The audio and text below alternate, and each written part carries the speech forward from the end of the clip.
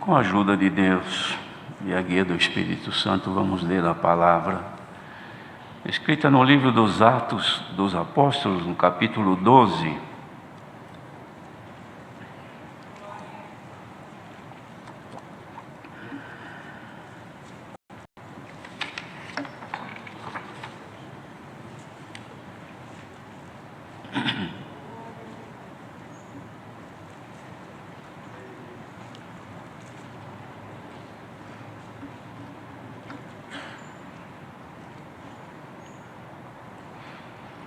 Se todos encontraram, vamos ler com a ajuda de Deus e a guia do Espírito Santo. E por aquele mesmo tempo o rei Herodes estendeu as mãos sobre alguns da igreja para os maltratar e matou à espada Tiago, irmão de João. E vendo que isso agradara aos judeus, continuou mandando prender também a Pedro, e eram os dias dos asmos. E, havendo-o prendido, o encerrou na prisão, entregando-o a 4 quaternos de soldados para que o guardassem, querendo apresentá-lo ao povo depois da Páscoa. Pedro, pois, era guardado na prisão, mas a igreja fazia oração contínua por ele a Deus. E quando Herodes estava para o fazer nessa mesma noite comparecer, estava Pedro dormindo entre 2 soldados, ligado com 2 cadeias, e os guardas diante da porta guardavam a prisão. E eis que sobreveio o anjo do Senhor, respondeu à prisão, e tocando a Pedro na ilharga, o despertou, dizendo: levanta-te depressa. E caíram-lhe das mãos as cadeias. E disse-lhe o anjo: cinge-te e ata as tuas alparcas. E ele o fez assim. Disse-lhe mais: lança às costas a tua capa e segue-me. E saindo o seguia. Eu não sabia que era real o que estava sendo feito pelo anjo, mas cuidava que via alguma visão. E quando passaram a primeira e segunda guarda, chegaram à porta de ferro que dá para a cidade, a qual se lhes abriu por si mesma. E, tendo saído, percorreram uma rua, e logo o anjo se apartou dele. E Pedro, tornando a si, disse: agora sei verdadeiramente que o Senhor enviou o seu anjo e me livrou da mão de Herodes e de tudo o que o povo dos judeus esperava. E, considerando ele nisto, foi à casa de Maria, mãe de João, que tinha por sobrenome Marcos, onde muitos estavam reunidos e oravam. E batendo Pedro à porta do pátio, uma menina chamada Rode saiu a escutar, e, conhecendo a voz de Pedro, de gozo não abriu a porta, mas, correndo para dentro, anunciou que Pedro estava à porta. E disseram-lhe: estás fora de ti. Mas ela afirmava que assim era. E diziam: é o seu anjo. Mas Pedro perseverava em bater, e quando abriram, viram-no e se espantaram. E, acenando-lhes ele com a mão, contou-lhes como o Senhor o tirara da prisão e disse: anunciai isto a Tiago e aos irmãos. E, saindo, partiu para outro lugar. Sendo já dia, houve não pouco alvoroço entre os soldados sobre o que seria feito de Pedro. E quando Herodes procurou e não achou, feita inquirição aos guardas, mandou-os justiçar. E, partindo da Judéia para Cesareia, ficou ali. E ele estava irritado com os discípulos de Sidom, mas estes, vindo de comum acordo ter com ele, e obtendo a amizade de Blasto, que era o camarista do rei, queriam paz, porquanto o seu país se abastecia do país do rei. E num dia designado, vestindo Herodes as vestes reais, estava sentado no tribunal, e lhes fez uma prática. E o povo exclamava: voz de Deus e não de homem. E no mesmo instante feriu o anjo do Senhor, porque não deu glória a Deus, e comido de bichos, expirou. E a palavra de Deus crescia e se multiplicava. E Barnabé e Saulo, havendo terminado aquele serviço, voltaram de Jerusalém, levando também consigo a João, que tinha por sobrenome Marcos. Amém. Queridos irmãos, este livro de Atos, que foi escrito por Lucas, registrou aqui os acontecimentos de grande importância que surgiram nos tempos tanto do Senhor, como agora este livro exclusivamente para apresentar o que ocorreu durante os trabalhos apostólicos, durante um certo tempo, que serviram então, irmãos, para conhecimento de todos nós as operações de Deus no Evangelho já de nosso Senhor Jesus Cristo. As dificuldades da igreja no princípio, as dificuldades que o povo sentia em levar avante as determinações do Senhor Jesus, que antes de ir, ele disse, antes de subir,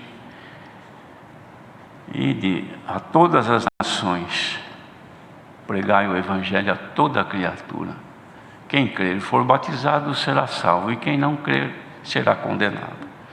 Essa determinação do Senhor, irmãos, já era para que todos que alcançassem esta fé, esta crença e o dom para servir a Deus pudessem também levar esta semente santa, porque isto não era de ser para eles serem egoístas, guardar exclusivamente para eles, mas tinham que levar, transferir isto para que a salvação alcançasse a humanidade.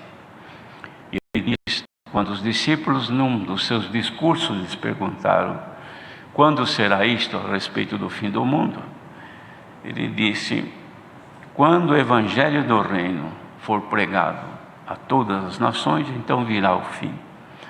De fato, irmãos, ao longo de todos estes séculos que nós temos vivido, ou que nós temos conhecimento e vivemos agora, sabemos que houve perseguição constante contra a obra de Deus, que é um trabalho do adversário, desde o começo do mundo, para impedir a salvação do ser humano.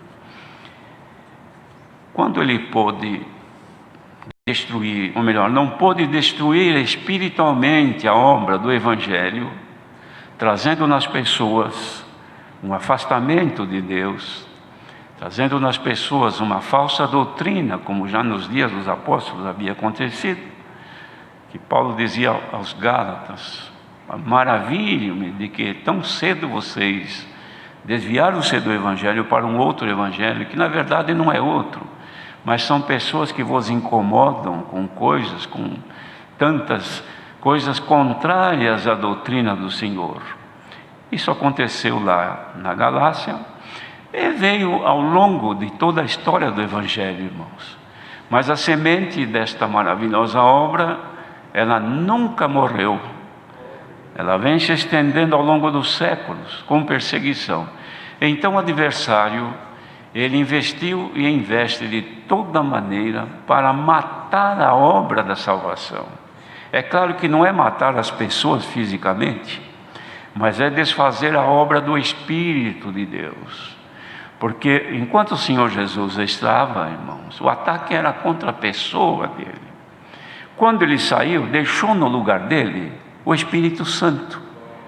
E o Espírito que ele enviou é para nos guiar em toda a verdade. Então o ataque hoje é contra as obras do Espírito, não é contra a obra material. Construir uma igreja, é claro que o adversário também põe confusão, põe dificuldades, mas não é o objetivo dele. O objetivo do adversário é destruir as obras espirituais, porque o inimigo hoje não é pessoal, físico, ele é espiritual. Então ele vem para combater e desfazer as obras do Espírito. E desfazer a obra do Espírito, então ele precisa usar das ferramentas ou das armas que ele tem para poder então prender a pessoa. Então os irmãos imaginam, tentaram de toda maneira nos dias da vida do Senhor ou da volta, desfazer o trabalho apostólico. Então este apóstolo Tiago, que era um dos 3 que o Senhor Jesus confiava, que estavam sempre juntos, ele foi condenado à morte e foi então executado. Era Tiago, irmão de João. Apóstolos. Agora Pedro, que continuava, irmãos, no mesmo fervor, porque o Espírito Santo recentemente havia sido derramado, eles estavam num vigor que não havia quem parasse na frente deles. Cheios do Espírito Santo, passava até a sombra curava. Pedro e João subiram ao templo, na comunhão, estava lá aquele paralítico há muito tempo ali sentado, pediam uma esmola. Eles podiam muito bem tirar do bolso uma moeda, mas nem isso tinham. Mas Pedro, olhando para ele, disse: olha, dinheiro nós não temos, mas o que temos, isso te damos. Em nome do Senhor Jesus, levanta-te e anda. Levantou e saiu pulando, glorificando a Deus. Isto já é um motivo para uma perseguição, porque o adversário nunca concordou com as obras da fé e do Espírito, nunca concordou que alguém movido pelo Espírito Santo fizesse uma boa obra. Ele sempre procurou desfazer, combater e lutar, como nós estamos aqui. Cada um que aqui está é testemunha de que todas as vezes que se dedica em servir a Deus em alguma coisa, alguma oposição aparece, alguma turbação aparece. Por quê? Porque o adversário não quer destruir a nossa carne, é claro que se puder também, mas ele quer destruir a obra do Espírito que está em nós. Prenderam então Pedro, pensando em destruir a obra. Que aqui Herodes pensou: bom, já mandei matar um, vou mandar matar esse outro também, e vamos assim liquidando com tudo isto. Mas quem é que pode abafar as obras do Espírito de Deus? Os irmãos sabem qual é o poder que tem o Espírito Santo?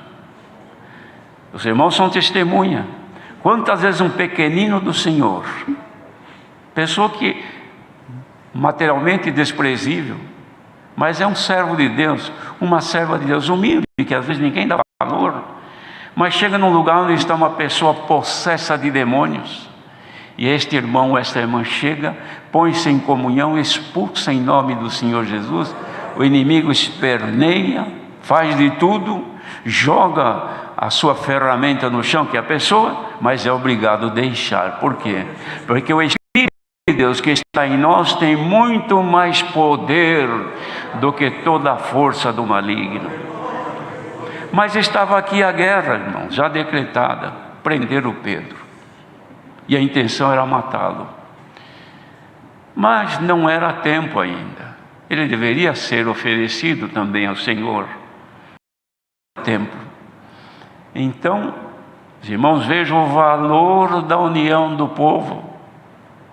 Se o povo estivesse desunido, cada um na sua casa, cada um cuidando dos seus interesses lá em Jerusalém, aquele tempo não tinha, mas se fosse hoje, essa hora assistindo a algum programa televisivo, ou lendo um livro interessante, ou passeando num shopping, ou viajando para se distrair, ou num restaurante, não sei se tem agora, mas em algum lugar se distraindo. Mas não, eles estavam, não tinham congregação, ou seja, não tinha casa de oração, mas tinha a casa aqui desta irmã, que é mãe de João, numa casa. Estavam lá, o que eles estavam fazendo? Percebendo que o Espírito de Deus impulsionava-os para pregar o Evangelho, salvando as pessoas da morte eterna, mas que a guerra estava declarada. Prenderam agora o irmão Pedro, um apóstolo da palavra, que quando o Senhor toma, enche o nosso coração, agora vão matar ele também. Já mataram o irmão Tiago, vão matar o irmão Pedro. E nós? Vamos orar. E estavam orando. O que fez o Senhor enquanto o povo orava? Mandou um anjo ir lá soltar Pedro da prisão. Glória ao nome do Senhor. Queridos irmãos, esta obra só cresce pela união. Quando há uma desunião, ela para de crescer. Se há uma desunião numa família, a família para de crescer na espiritualidade. Se há uma desunião no matrimônio, espiritualmente eles ficam estagnados, ficam parados. Se há uma desunião no ministério, numa congregação, a congregação não tem as bênçãos de Deus. Se é num bairro, se é numa cidade, se é onde quer que seja, desunião impede o Espírito de Deus de operar. E essa ferramenta da desunião é a ferramenta de grande utilidade do nosso adversário. Mas que o pouco de comunhão que houver agora, que desça do céu a união que nos une a Cristo pelo Espírito Santo. Nessa união haverá força de Deus, irmãos. Nada nos fará parar nesta obra. Ainda que o adversário possa lançar alguém na prisão, que agora não vamos nos referir num cárcere, numa prisão, numa cadeia, materialmente falando, que também pode ser, mas não é isso. Mas quantas prisões espirituais que tem, quanta gente que não canta mais, quanta gente por esse queridos, que agora estão aí de cabeça baixa, desanimado, não ora mais, não tem desejo, sumiu o prazer de estar na casa do Senhor. Glória ao nome do Senhor. Mas que esta reunião solene que agora há, presencial aqui e virtual por este mundo fora, unamos-nos agora no Espírito e na fé, por aqueles que estão enfraquecidos. Porque se o Senhor ouviu aquele punhado de gente lá orando naquela casa em Jerusalém e mandou o anjo soltar a Pedro, não pode o Senhor soltar esta multidão de gente enfraquecida por esse mundo? Quantos que nesses dias, músicos, nunca mais pegaram no instrumento, deixaram-se desfigurar seguindo o mundo, no seu traje, no seu modo de falar, no lugar que frequenta, não congregar mais, tão pouco ora. Outros lá uma vez ou outra lembram de orar quando a coisa aperta. Ah, se eles pudessem ouvir isto aqui que estamos ouvindo agora. Mas poderoso é o Senhor, irmãos. Se houver união sã, pura e perfeita em nós, mandar um anjo despertá-lo. O anjo pode ser um de nós, mas se quiser ele manda do céu. Ô irmão, cadê você? Você sumiu. Vem lá conosco. Teu lugar está te esperando. Ah, mas eu não posso tocar, meu instrumento é de sopro. Você não pode soprar, mas pode dar um glória a Deus. Pode cantar um louvor a Deus. Cante um louvor a Deus. Os irmãos aceitam esta palavra, irmãos? Será que ela está sendo suficiente para despertar em nós o assunto, o tema deste culto? É o nosso fervor, a nossa volta ao Senhor. Ainda que não haja mais esse culto que se transmite mundialmente, mas cultuemos ao Senhor sempre. Toda hora que o irmão anda por aí, a irmã também, lembra-te do Senhor. Glória ao teu nome, Senhor. Está trabalhando? Dá um glória ao Senhor Deus. Está na tua cama de dormir, lembrou do Senhor, graças te dou, Senhor. Louvado seja o teu nome. Levantou da cama, agradeça a noite e o dia que o Senhor te dá de ver a luz do sol.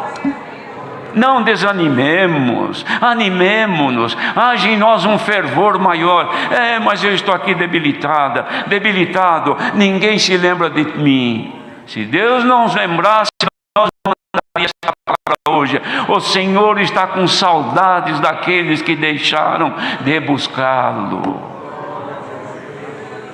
Olha, queridos irmãos, se esta palavra produzir algum efeito, muita gente, se amanhã tiver culto na sua comum congregação, vai procurar achar um lugarzinho para estar lá. E podemos dizer hoje: bem-aventurados aqueles que aceitam, quando, como Davi disse, alegrei-me quando disseram, vamos à casa do Senhor. A Irmandade ficou alegre quando disseram, tem culto hoje, vamos. Mas também não foi preciso convidar ninguém, porque todos estavam olhando no relógio. Hoje é o último culto online, eu não quero perder. É claro que é um punhado só, mas quanta gente que por aí desse mundo afora não deve estar agora, ah meu Deus, eu também estou congregando ouvindo a palavra. Mas amanhã haverá culto na tua congregação, ou terça-feira, ou quarta, ou quinta, semana que vem com certeza. E se não tiver, cultua o Senhor no teu coração, porque o teu coração é o templo do Espírito Santo. Bendito seja o Senhor. Então, queridos irmãos, Pedro alcançou este milagre. Estava preso, esperando a morte. Alguém está hoje na mesma condição, não preso por causa do Evangelho, mas preso por um sentimento, preso por alguma ofensa, preso por alguma coisa que acha que lhe fizeram, por um desprezo, por uma humilhação. Não congrego mais, não quero mais saber de nada. Olha, não se separa, porque aqueles que se separam buscam seu próprio desejo e insurgem-se contra Cristo, que é a verdadeira sabedoria. Quer voltar atrás? Venha conosco. Venha agora nesta comunhão. Venha sentir o que estamos sentindo agora. E receba no teu coração um sinal que Deus ainda está na vossa vida. Queridos irmãos, não desprezemos as riquezas celestiais que Deus nos manda quando formos à casa do Senhor. Deus seja louvado. Amém. Agradeçamos a Deus em oração.